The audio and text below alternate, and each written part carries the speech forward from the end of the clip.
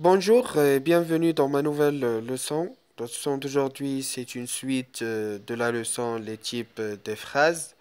D'accord? Alors, dans la leçon précédente, je viens de parler des types de phrases et j'ai dit que la phrase déclarative est une phrase qui donne une information, elle se termine par un point, elle commence par un sujet. Comme l'exemple, on explique la leçon et on a dit que on c'est un sujet, explique c'est un verbe conjugué et la leçon c'est un complément, c'est-à-dire c'est une phrase déclarative, c'est-à-dire elle donne une information et se termine par un point. La phrase exclamative, lui aussi, c'est une phrase qui commence par un outil exclamatif et elle sert à s'exclamer ou bien à exprimer un sentiment d'étonnement.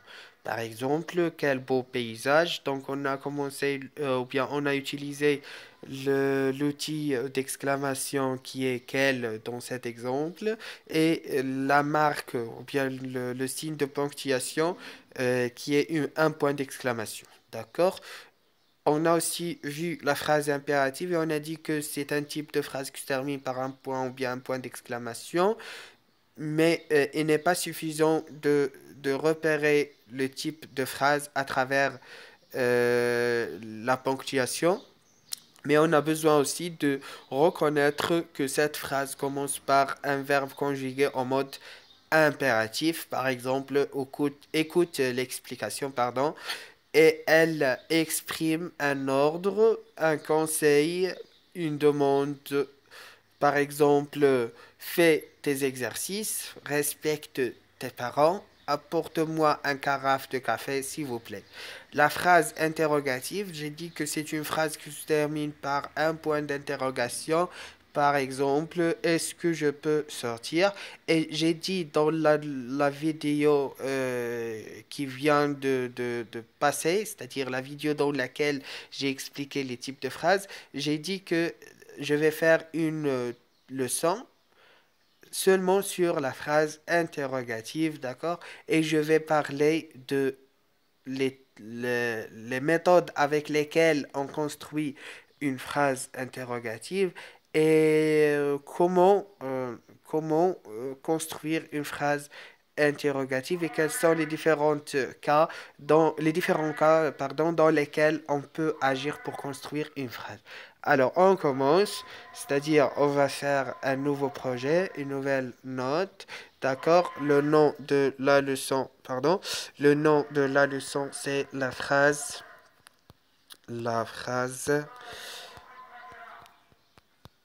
interrogative. La phrase interrogative. D'accord? Alors, dans la phrase interrogative, on peut poser une question en utilisant trois méthodes. On va prendre un exemple sur lequel on va travailler. Alors, on va prendre par exemple la question, la question, ou bien on va prendre une phrase déclarative. Il écrit, il écrit une lettre. Alors ça, c'est une phrase déclarative qui commence par le sujet qui est il, pardon, il c'est majuscule. Alors qui commence par le sujet il, pardon, et se termine par un point. Il écrit, il écrit une lettre. D'accord. Alors maintenant, le travail à faire, c'est c'est de poser une question à travers cette phrase. Bien, c'est poser une question pour se renseigner de cette phrase.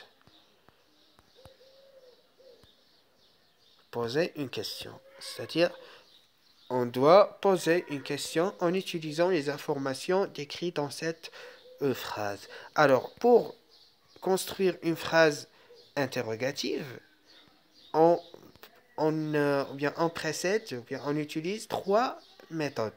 La première méthode, c'est on laisse la phrase telle qu'elle est, c'est-à-dire écrit, il écrit une lettre et on change seulement la ponctuation, c'est-à-dire on ajoute un point d'exclamation. Donc la ponctuation se change et aussi le temps de la voix. C'est-à-dire lorsqu'on lit une question, c'est pas de la même manière qu'on lit une phrase déclarative. Donc dans l'exemple qu'on a donné, il écrit une lettre, mais lorsqu'on a construit une phrase interrogative, on va la lire comme suit. Il écrit une lettre, d'accord? Donc on pose une question, d'accord? La deuxième méthode, bien, voilà, la deuxième méthode, c'est de faire introduire le mot est-ce que. Est-ce que, est-ce que, avant de continuer la phrase. Est-ce que, et ensuite on va écrire il écrit, écrit, il écrit une lettre. C'est-à-dire on ajoute seulement est-ce que et on change la ponctuation. Est-ce que il écrit une lettre? Un petit problème qui existe ici, c'est lorsqu'on a une rencontre de deux voyelles, c'est-à-dire on doit supprimer le premier. Est-ce qu'il écrit une lettre? Est-ce qu'il écrit une lettre? Donc ça, c'est la deuxième manière avec laquelle on pose une question. Il reste encore la troisième et la dernière manière, c'est l'inversion, bien c'est ce qu'on appelle l'inversion du sujet. L'inversion du sujet. Et c'est la manière pour laquelle j'ai fait cette leçon parce qu'il y a beaucoup de choses à dire. C'est l'inversion du sujet. Pardon. Voilà, j'ai dit que cette manière, c'est la manière pour laquelle j'ai fait cette vidéo seulement pour la phrase interrogative, parce qu'il y a beaucoup de choses à expliquer dans cette inversion de sujet, de telle sorte qu'il y a beaucoup de personnes qui ont une certaine ambiguïté à construire une phrase interrogative. Alors, on va prendre toujours notre exemple, il écrit une lettre. Alors, pour reconstituer une phrase ou bien pour construire une phrase interrogative à partir d'une phrase impérative en utilisant l'inversion de sujet, il suffit tout simplement de renverser la phrase. C'est-à-dire le sujet devient à la place du verbe et le verbe revient et le verbe lui aussi, il doit revenir à la place du sujet. C'est-à-dire un échange de place. Le sujet va prendre la place du verbe et le verbe va prendre la place du sujet. C'est-à-dire, dans notre exemple, il écrit une lettre. Regardez l'exemple qu'on a. On a écrit, il écrit, il écrit une lettre. D'accord? Il écrit une lettre. Donc, si on veut faire l'inversion de sujet, qu'est-ce qu'on a dit? On a dit le sujet devient à la place du verbe et le verbe devient à la place du sujet. C'est-à-dire, on va supprimer il d'ici et on va l'écrire juste après le verbe. Il. D'accord? Écrit il une lettre. Donc, écrit une lettre. Donc, ce qu'on doit changer maintenant, c'est la ponctuation, c'est-à-dire mettre un point d'interrogation. Écrit-il une lettre? Donc, il existe encore un autre problème, c'est de faire la liaison entre écrit et il par l'intermédiaire d'un trait d'union. D'accord? Écrit-il une lettre? Écrit-il une lettre? Donc ça, c'est l'inversion de sujet. Donc l'inversion de sujet, on a beaucoup de cas de figure, beaucoup de situations avec lesquelles il faut agir. Donc cette première situation, on va la mettre par exemple A, d'accord? A. Écrit-il une lettre? Pardon. D'accord? Donc, dans ce cas, il n'y a aucun problème. Il y a seulement un verbe qui se termine par T. Donc, ça se prononce T, c'est-à-dire il, bien, écrit-il une lettre. D'accord? Maintenant, on va passer au deuxième cas. Deuxième cas. Donc, le cas, c'est le cas B. C'est lorsque nous avons, par exemple, lorsque nous avons, par exemple, le pronom je avec un verbe du premier groupe. Par exemple, je chante. Je chante. D'accord? Je chante. Ça, c'est une phrase qui est constituée seulement d'un sujet et d'un verbe. Alors, pour constituer une question, alors qu'est-ce qu'on va faire? On va faire ce qu'on appelle l'inversion du sujet, c'est-à-dire le verbe prend la place du sujet et le sujet prend la place du verbe. Donc, ça va devenir chante, chante, je. D'accord? Chante, je. Mais regardez, lorsque je suis en train de lire, pardon, on va faire un point d'interrogation. Alors, lorsque je suis en train de lire, je dois dire chante-je. Donc ça, c'est très lourd au niveau de la prononciation. C'est pour cela on a besoin d'ajouter un accent ici, un accent aigu. Chantais-je? D'accord? Donc un accent aigu. Chantais-je? Chantais-je? Et ça, c'est correct. D'accord? Chantais-je? Donc, pour faire l'inversion de sujet, on va seulement euh, changer les places du verbe et du sujet et ajouter un accent aigu au niveau de E à la fin. Ça y est? Donc, je pense que c'est compris. On passe maintenant au troisième cas de figure. Troisième cas de figure, donc si on a un verbe au niveau du pronom, au niveau du pronom il, au niveau du pronom il, on va prendre par exemple la même phrase, chante, chante, et le pronom il, c'est-à-dire il chante, d'accord? Donc, il chante. Donc, dans cette phrase, si on veut faire l'inversion du sujet de cette phrase, on va tout simplement appliquer la règle, c'est-à-dire chante et il. Et on va faire le point d'interrogation. Donc, chante-t-il? Ici, chante-il, ça c'est toujours, il existe un problème au niveau de la prononciation. C'est pour cela on doit écrire un intermédiaire, une lettre qui va nous aider à faciliter la prononciation, c'est-à-dire chante-t-il, chante-t-il. Donc ça, c'est très léger au niveau de la prononciation. Chante-t-il, d'accord? Donc, euh, pour faire l'inversion de sujet, il suffit tout simplement de changer les places du sujet et du verbe, c'est-à-dire le sujet prend la place du verbe et le verbe prend la place du sujet, d'accord? Ensuite, on doit écrire un trait d'union liant entre le sujet et le verbe, ça y est.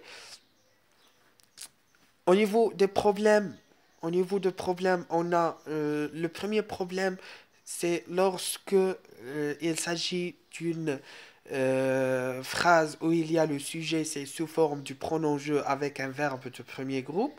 Dans ce cas-là, on va changer les places en ajoutant un accent aigu au niveau de E du verbe pour se prononcer chantais-je dans l'exemple que nous avons ici. Et le deuxième cas, il chante.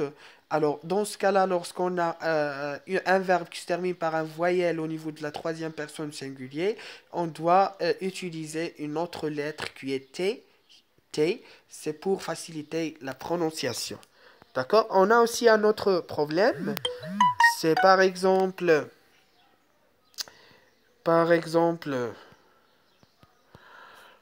euh, comment dirais-je? Alors, lorsque nous avons un verbe, regardez, comme dans l'exemple que je vais donner, lorsque nous avons un verbe, si on a par exemple un verbe qui se termine par D ou bien T, par exemple, il prend un café. Il prend un café. Alors, dans ce cas-là, pour poser la question, il suffit tout simplement de changer les places, sans utiliser le T. Pourquoi? Parce que le T se prononce comme un T. Prend-il un café? Sans oublier de mettre le point d'interrogation. Alors, dans ce cas-là, ou bien dans ce point-là, je vais m'arrêter et je vais dire que j'ai presque expliqué toutes les ambiguïtés qui se rapportent avec la phrase interrogative. Alors, la phrase interrogative, j'ai dit que c'est une phrase qui sert à poser une question. D'accord? Alors, pour poser la question, on peut utiliser trois méthodes. Soit on laisse la phrase telle qu'elle est en ajoutant un point d'interrogation, pardon.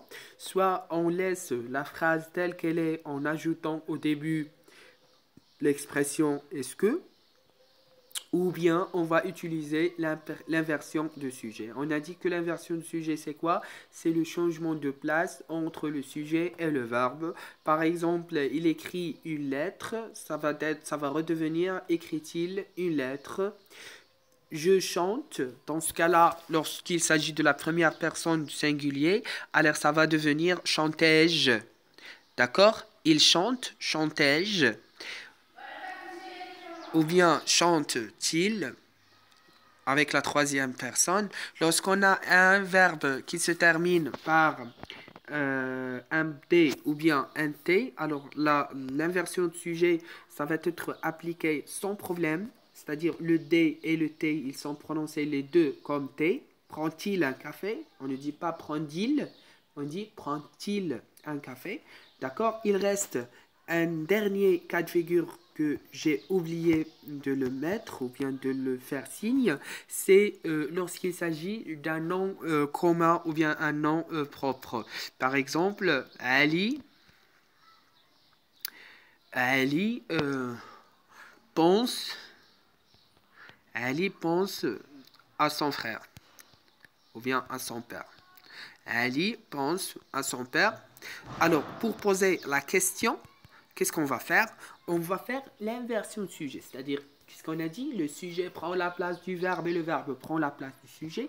Mais dans ce cas-là, le sujet reste dans sa place, c'est Ali, et pense reste dans sa place, mais on va faire un autre truc, c'est de remplacer le sujet. C'est-à-dire, on va citer le sujet deux fois. Ça veut devenir, Ali pense-t-il à son père? D'accord? Ali pense-t-il à son père? Alors, dans cet exemple, il s'agit d'un nom propre qui est Ali. Ali pense à son père. Alors, pour faire l'inversion de sujet, on va laisser le nom soit propre, soit commun. On va laisser le nom tel qu'il est. Alors, au début de la phrase, on va laisser le verbe tel qu'il est et on fait notre inversion de sujet sans problème. D'accord? En utilisant un pronom qui révèle ou bien qui remplace le nom propre ou bien le nom commun. D'accord? Ali pense-t-il à son père, à son père. Alors, je souhaite que cette leçon était très bénéfique pour vous. Si vous avez des questions, si vous avez des ambiguïtés, si vous n'avez pas compris quelque chose, n'hésitez pas de poser la question dans un commentaire. Je lis vos commentaires et je réponds. Je n'ai aucun problème. C'est comme ça, j'ai terminé la leçon des types de phrases. Et je vais maintenant, dans la nouvelle vidéo, je vais parler de la proposition ou bien les propositions du phrase, c'est-à-dire la phrase simple, la phrase complexe et de quoi se constitue une phrase simple, de quoi se constitue une phrase complexe. À la prochaine, attendez-moi, je vais vous donner quelque chose de nouveau, quelque chose de bénéfique. Aidez-moi en cliquant sur j'aime, en partageant votre vidéo avec vos proches. Cela, c'est tout simplement, c'est pour m'aider et pour me soutenir à continuer mon travail et à vous donner beaucoup des informations prochainement. Alors, je vous laisse. Je vous souhaite une bonne journée. À tout à l'heure.